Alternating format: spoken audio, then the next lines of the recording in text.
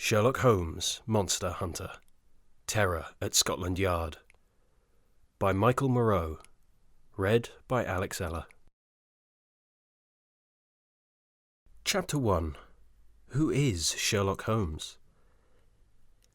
Oh, what little hope do those wretched souls of London, those unfortunate enough to be of a certain variety, have that I should not find them and put an end to their damnable way of life. My name is Sherlock Holmes, and I was born on the 6th day of January, 1854. I find myself gifted with certain talents that result in me being a most feared and respected consulting detective. Then again, does that label properly define me any longer? I feel that it did, at least for a time, but in recent years perhaps not. For you see, I spent some time assisting Scotland Yard with robberies and murders, and all manner of incidents that resulted from the aberrant tendencies present in the human psyche. 5 years ago, however, on the day before Christmas no less, something occurred that would forever change the very nature of my interest in criminal goings-on. What had begun as a routine homicide investigation, if homicide could ever be called such a thing as routine, turned itself into a stark revelation. I shall spare you the long-winded account. Suffice it to say that, much to my surprise, my deductions have been terribly wrong, and I shall try to be as succinct as possible in my relation of the events. The murder weapon. Surely the mummified paw I had spied in the glass case in the sitting-room. An old hunting trophy, no doubt. Despite the fact that it bore no traces of blood, it did match the wounds upon the victim's throat almost perfectly. Though the Yard's man had not detected so, it was obvious to me that she had been killed indoors, but the body had then been dragged into the garden, a clear attempt to make the death appear to be an animal attack. Of course, any investigator worth his salt would have noted the darting eyes of the husband, Mr. Brodie. There was a faint yet lingering scent of perfume, and not of the kind that sat in a bottle on his wife's vanity, upon his person. Lastly, there was the overturned photograph on the narrow table in the hallway. Jealousy, surely. Adeline Brodie had confronted her husband about an affair, and the scene had turned violent. Even the often dim-witted Inspector Lestrade could see it, but someone in his precinct wished the matter over and done with, so it was much to my surprise when he came to me in the evening and asked for my help. He wished to further examine the residence whilst Mr. Brodie was away at a business dinner. In retrospect, these 5 years later, I now know that Lestrade had suspected corruption within the Yard itself, and had, that night, the ulterior motive of finding a link to whomever had been manipulating case files and tampering with evidence. Regardless, as it often had done in the past, my curiosity would not allow me to let the matter rest. So to the man's house we went, under cover of darkness. There I expected to find some small, almost unnoticeable detail that would validate my theory, and once again set mine apart from the slower mind of the inspector. What we discovered, however, was anything but subtle, and I thank the heavens to this day that I was fortunate enough to have had the company of any armed Scotland Yard officer with me when I did find it. Entering the home, we found it to be dark, but I immediately got the impression that it was not empty. From somewhere nearby I could detect breathing. Not that of a man, mind you, but something deeper and more sinister. My hand went to steady him, but as Lestrade lit his match we both caught sight of the beast. Showing unrestrained ferocity, it came at the inspector. With a scream from him, the match fell to the floor and its light extinguished. Reaching for the curtains, I pulled them open, letting in dim light from a partial moon, and there I saw it. Its attention turned fully to me. I braced myself against the writing desk nearest the window and fumbled for anything I could find to defend myself. My hand found something round, cold, and very heavy, a marble paperweight in the design of the globe. As the creature approached, breathing heavily and with eyes glaring at me through the darkness, I swung with all of the might I could force from my body and struck it aside the head. It reeled, but only momentarily, letting out a roar so deafening that surely those in neighbouring houses had heard it. Again it came for me, and for the first time in my life I found myself at a loss. No course of action I could conjure would save me from my fate. Then I heard the shots. One, then another, and then yet another, all issued from a police service revolver.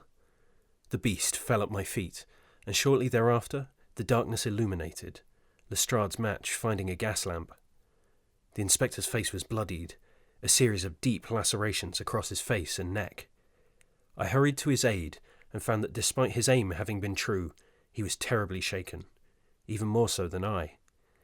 The two of us, Lestrade and I, had unwittingly stepped across a boundary between two worlds, one that we had not even known existed until that moment.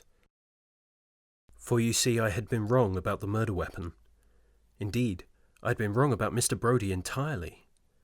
For, much to our surprise, the beast, which was injured, but not dead, the one that we brought back to Lestrade's basement and chained to a brick column, began to change before our very eyes.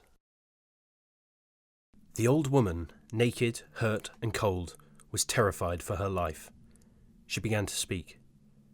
All of my assumptions had been incorrect. The perfume I had detected upon Seamus Brodie at the scene of the crime had not been from a lover, but from this very woman, his mother. She told us that she had been enraged when her son had refused an arranged marriage and had instead wed Adeline.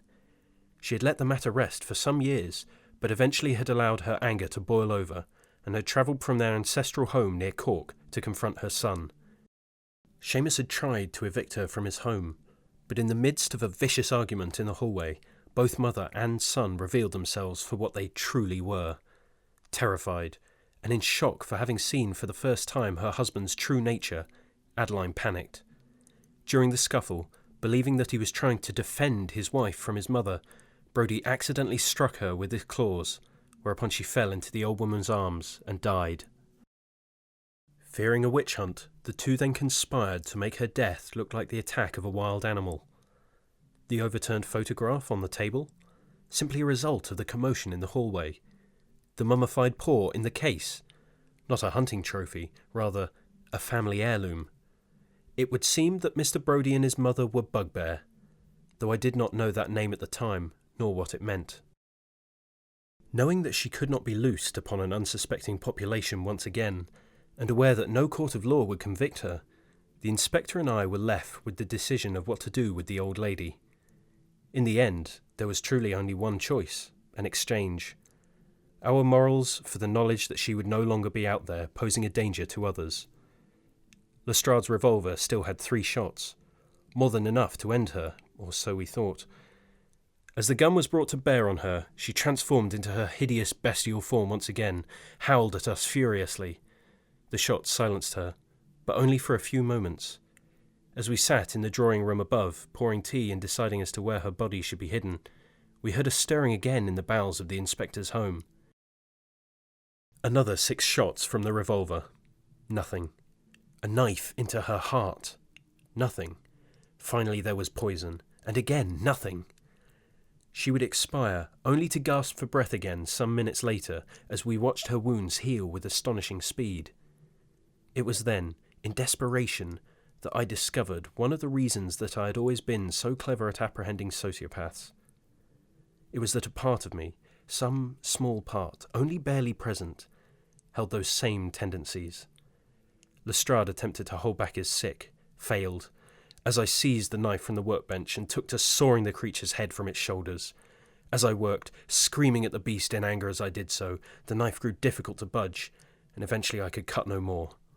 The wound healed around the blade, which, moments later, as I backed away in horror, spat it out, whereupon it fell to the floor with a clatter. I could not kill her. Near the point of madness, Lestrade insisted that we do something, anything with her, so that the nightmare could end. In a haste, I took a cab to the home of Seamus Brodie, confronted him, explained that I knew what he was, but that I had a compatriot waiting for me, and that if he dare attack me, he would surely be outed. Much to my delight, he seemed to wish his mother dead as much as I, and he revealed to me the secret to killing one of his kind. A sharpened stake of willow, plunged into a gland in the left side of the torso, just below the ribs, was the only way to end them permanently. I could tell from the man's demeanour that he thought himself a good judge of character. He thought himself capable of reading other men. Of course, I was not just any other man. Before the sun had set that very day, the world was rid of not one, but 2 Bugbear, and mother and son went to rest together. The good inspector, no longer wishing any part in the madness, of course did not accompany me to Cork, whereupon I paid a visit to the rest of the Brodie clan.